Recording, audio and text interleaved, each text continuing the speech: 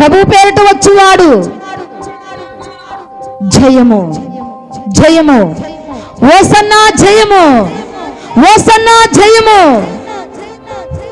ఎందుకు నీ శిష్యులు ఇలాగ కేకలేస్తున్నారు, అరుస్తున్నారు? వాళ్ళని నివారించు, వాళ్ళని వారించు, వాళ్ళని చెప్పొద్దని చెప్పు అన్నప్పుడు వాళ్ళు ఊరకుంటే ఈ రాళ్ళు కేకలు వేస్తాయన్నాడు. ఈ రాళ్ళు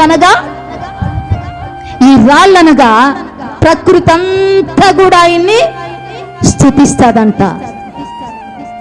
ఈ రాళ్ళు అనగా అన్య జనాలు, వీళ్ళందరూ కూడా ప్రకృతి యావత్తు కూడా నన్ను స్తుతిస్తాది.